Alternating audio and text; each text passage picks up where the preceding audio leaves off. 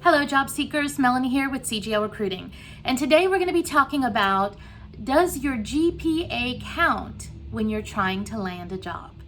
Now, for those of you that don't know what GPA is, that is your grade point average. And you do get one in high school in the US, and you do get ones in college or university. So let's talk about, does your GPA count? Now, if you haven't subscribed yet to the channel, please consider doing that now. It really does help our channel.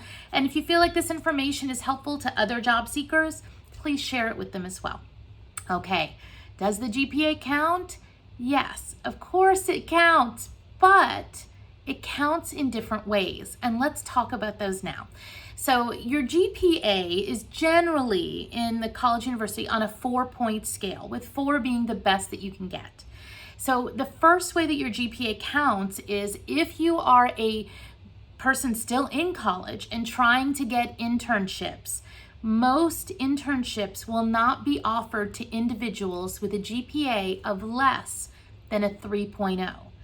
And if you're looking for a more coveted internship with a company that's a public higher profile company, most times they won't even look at you unless your GPA is a 3.5 or higher. So if your GPA is less than a 3, I would say don't worry about internships, instead work on getting your GPA up. If your GPA is at that 3 level, you should qualify for internships, but you may find yourself having to look at ones that are a little bit smaller companies. 3.5 or better, you make the most of it, and you are going to qualify for a lot. So now let's talk about once you actually graduate. Does your GPA matter? The answer is yes, within usually the first 5 years of your employment.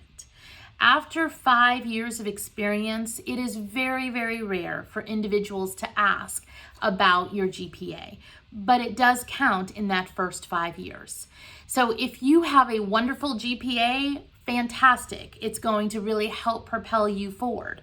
What do you do if your GPA maybe was not as good as you would have liked it to be? And listen, life happens to all of us, and there's lots of reasons why your GPA may not be as good as you wanted. Maybe you switched majors and you were originally in something that was a little bit harder than, or didn't have a passion for. Or maybe you had to work full time at the same time you're going to school. And things like that can affect your GPA. So if your GPA is not as good as you would like it to be, there is more than one way to answer this question when you're doing an interview.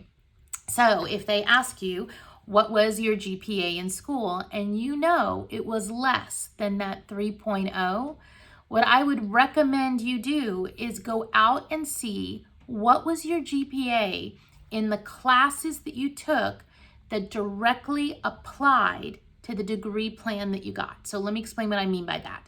If I got a degree in human resources, usually your first couple years in college or university, you take what are considered a lot of weed out classes.